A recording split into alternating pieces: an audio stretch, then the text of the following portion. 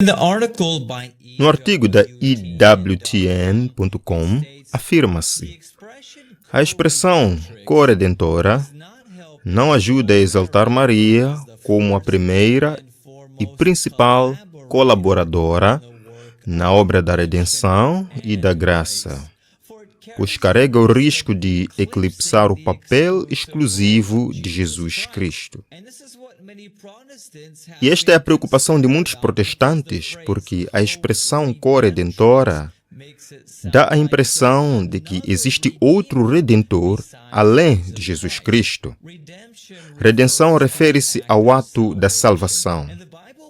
E a Bíblia deixa claro que só há um redentor.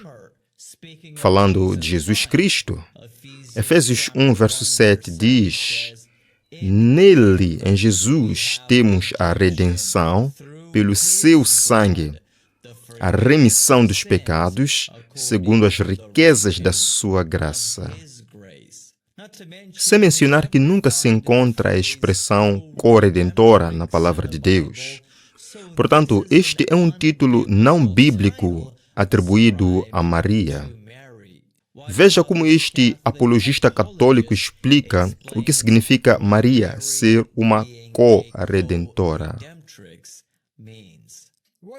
O que o termo sempre significou e o que a doutrina significa é que Maria sempre teve um papel especial, significando que Deus a escolheu de uma forma especial para trazer a salvação ao mundo. Em outras palavras, ela foi escolhida por Deus. Era o plano dele que ela tivesse o seu filho, Jesus Cristo, e que trouxesse esta salvação, Jesus Cristo, ao mundo. Ela deu a luz ao seu corpo, que seria o instrumento de redenção para o mundo. Agora, só porque Maria deu à luz o Redentor, isso não a torna uma co-redentora. Isso é dar a Maria mais crédito do que ela merece. Outra coisa que temos de lembrar é que Deus, e não Maria, é a fonte da encarnação. Em outras palavras, Maria não produziu o Salvador. Deus criou a vida no seu ventre. Quando o anjo Gabriel disse a Maria que ela iria dar à luz Jesus, ele disse-lhe em Lucas 1,35: o Espírito Santo virá sobre ti e o poder do Altíssimo te cobrirá com a sua sombra. Por isso, também um santo que de ti há de nascer será chamado o Filho de Deus. A origem da criança é divina, não humana. Maria não contribuiu com divindade, sem pecado, nem poder salvador. Assim, o seu papel foi receptivo, não redentor. Veja o que Brian Mercy diz a seguir sobre o papel de Maria na salvação. Portanto, Maria teve uma participação maravilhosa, incrível e única no plano de Deus para trazer a salvação ao mundo. Deus escolheu-a. Maria humilhou-se e disse sim, entregando-se a esse plano de Deus. Ela entregou-se, participou nele. Sim, Maria participou no plano de salvação de Deus, mas novamente como destinatária e instrumento, não como uma co-redentora. O que Brian diz a seguir é muito significativo. Preste muita atenção. Então, se ler o documento que o Vaticano acabou de publicar, ele não nega nada disto. Continua a ensinar estas verdades. Que Maria tem uma vocação especial, que ela foi a mulher de Gênesis 3,15, que participa de forma definitiva na vitória de Cristo sobre Satanás, e continua, versículo após versículo, mostrando a sua participação única com Cristo. Apanhaste isto? Então, mesmo que o Vaticano tenha dito que vai acabar com o título de co-redentora para Maria, na prática, nada mudou, como ele diz, porque todas as devoções marianas ainda permanecem. Os católicos ainda se curvam e rezam para estátuas de Maria. Ainda pedem a intercessão de Maria. Ainda afirmam que ela é a rainha dos céus, que ela é sem pecado e que nos traz os dons da salvação. Todos estes são ensinamentos oficiais da Igreja Católica, mas a verdade é que chamar Maria de corredentora nunca foi exigido pela Igreja Católica. Esse título nunca foi doutrina católica. Portanto, a Igreja Católica não está realmente a fazer quaisquer mudanças ou reformas no que diz respeito à doutrina católica aqui. Além disso, quando se lê atentamente a publicação online da EWTN, revela-se a verdadeira razão pela qual o Vaticano decidiu desencorajar os católicos de chamarem Maria de corredentora. Diz: a contribuição de Maria para a salvação humana, especificamente o título de corredentora ou co-salvadora, tem sido um ponto de debate teológico há décadas, com defensores a pedir que o papel de Maria na redenção seja declarado dogma, mas críticos dizendo que exagera a sua importância e pode prejudicar os esforços de unidade com outras denominações cristãs. Apanhou isto? Estão a desencorajar o uso deste título porque poderia prejudicar os esforços de unidade com outras denominações cristãs. Então, sobre o que estamos a falar aqui? Estamos a falar de ecumenismo. O título de corredentora é um obstáculo ao ecumenismo, porque os protestantes acham que ele venera Maria em demasia, o que de fato acontece. Por isso, o Vaticano decidiu eliminá-lo. Embora todo o sistema de devoção mariana continue a existir. Isto é um cavalo de Troia destinado a ganhar a confiança dos protestantes e remover uma grande barreira que os separa de Roma. Este passo encaixa-se perfeitamente no plano profético do Apocalipse, onde a Babilônia, no fim dos tempos, une igrejas sob a sua bandeira, a sua autoridade, através de reformas subtis, aparentemente inocentes. O que parece progresso é, na realidade, preparação, um passo em direção à unidade religiosa global sobre a qual a profecia nos alertou. O Apocalipse 17 fala de um futuro sistema religioso global apóstata chamado Babilônia. O verso 5 afirma: e na sua testa estava escrito um nome.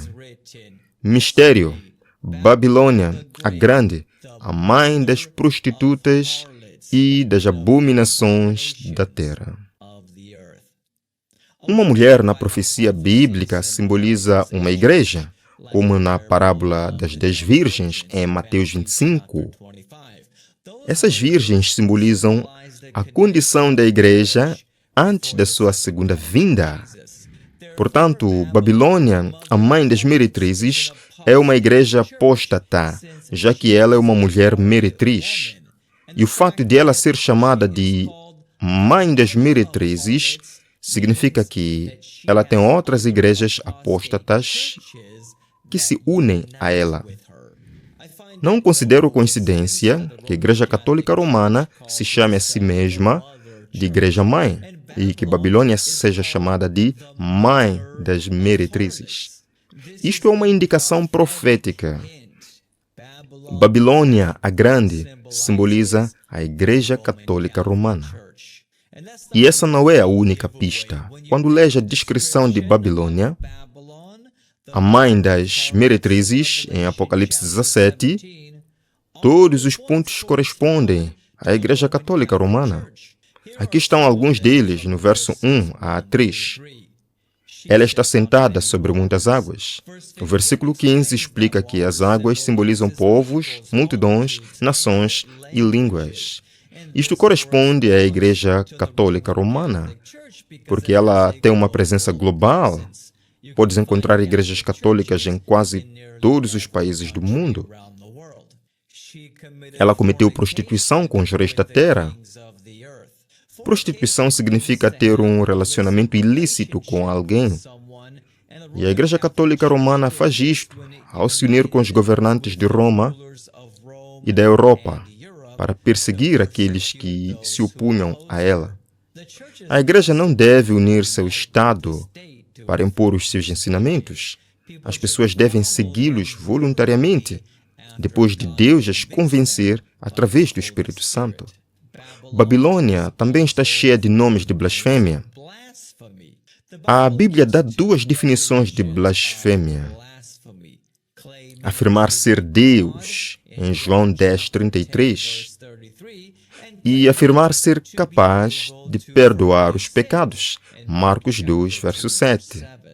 A Igreja Católica é culpada de ambos. Em termos de afirmar ser Deus, um dos títulos do Papa é Santo Padre, que é como Jesus chamava o seu Pai quando lhe orava, em João 17:1. E a Igreja Católica, através do confessionário, afirma que os padres têm a capacidade de perdoar os teus pecados. A propósito, ao dizer tudo isto, por favor, não pense que isto é um ataque às pessoas católicas. Provavelmente está bastante zangado comigo neste momento. Se é católico e está a ouvir isto pela primeira vez, eu também já fui católico e acredite, também fiquei bastante chocado quando ouvi estas coisas pela primeira vez. Mas isto não é um ataque às pessoas católicas. É um aviso bíblico contra a religião católica que se tornou corrupta. Agora que confirmamos que Babilônia, a mãe das meretrizes, é a Igreja Católica, infelizmente, quem são as suas filhas? As suas filhas são as igrejas protestantes, que um dia se separaram dela durante a Reforma Protestante para seguir a Bíblia, mas que se unirão a ela nos últimos tempos para formar uma coligação religiosa global. Apocalipse 17 chama-as de prostitutas, porque afirmam pertencer a Cristo, mas comprometem-se com o catolicismo e abandonam as verdades das Escrituras. E já estamos a ver isso acontecer. Em 2015, o charlatão carismático Kenneth Copeland apareceu num vídeo com o bispo episcopal Tony Palma e o Papa Francisco para promover a unidade entre protestantes e católicos. Em termos de reforma protestante, Tony Palma disse o seguinte: irmãos e irmãs, o protesto de Lutero já acabou. E o vosso?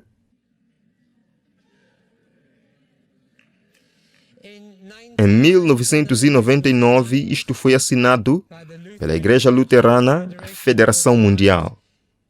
Mais tarde, cerca de 5 anos depois, os metodistas de todo o mundo assinaram o mesmo acordo, mas até hoje ainda não tivemos nenhum evangélico protestante que se levante e assine este acordo para concordar com os nossos irmãos e irmãs de que somos salvos pela graça, através da fé, para as boas obras. E acredito que isso é algo que precisa ser corrigido. Há um grande desafio para vocês. Então, o protesto acabou há 15 anos. E aqui fico um pouco atrevido, porque desafio os meus amigos pastores protestantes. Se já não há mais protesto, como pode ainda existir uma igreja protestante?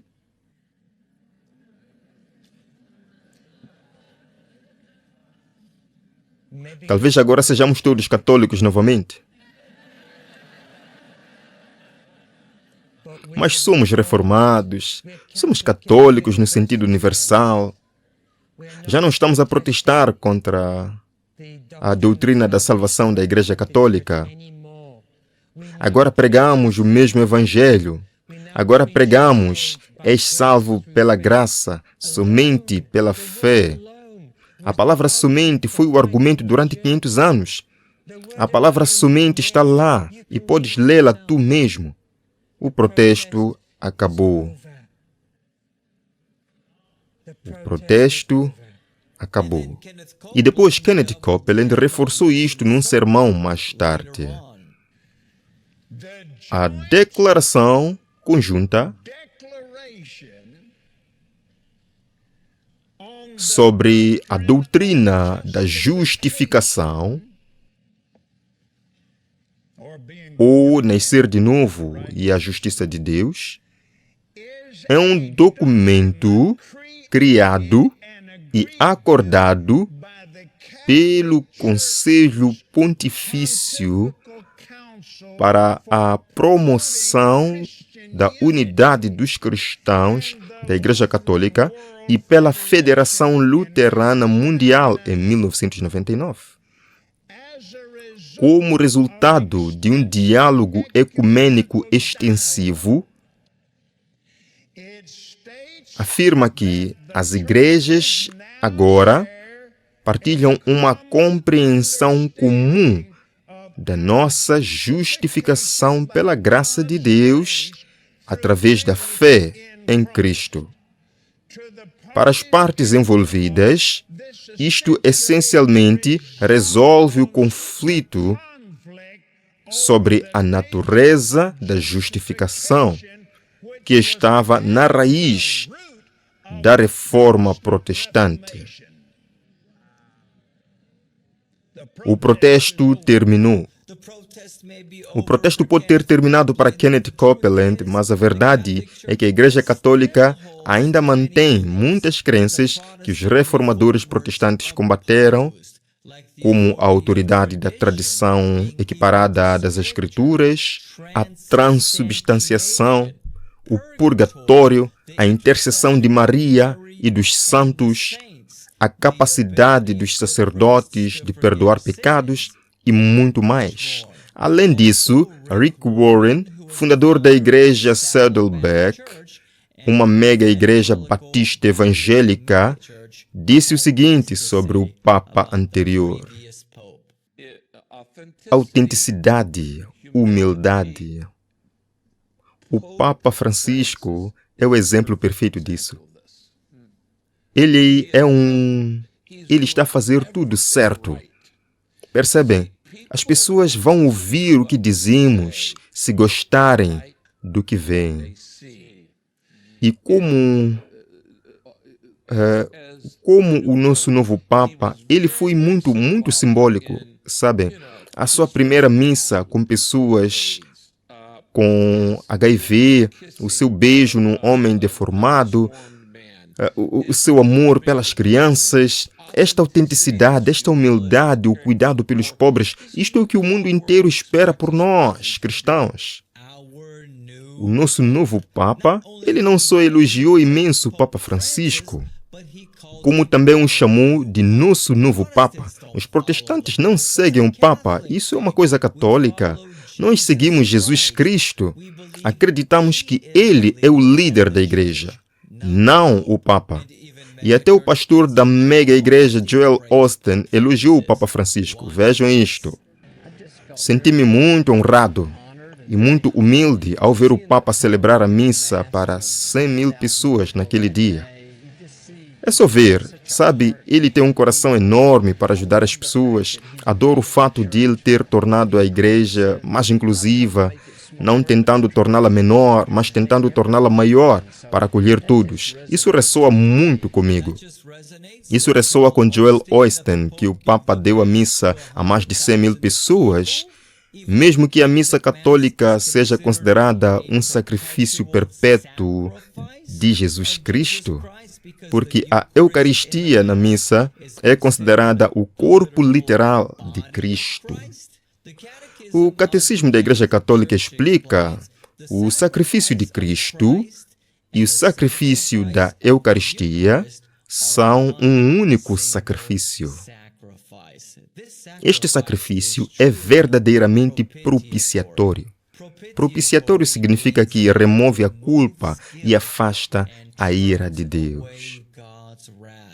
Portanto, Roma ensina que a missa proporciona expiação e perdão dos pecados.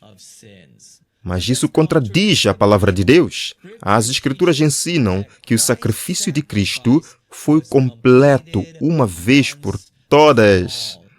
E nenhuma oferta repetida pode expiar os pecados.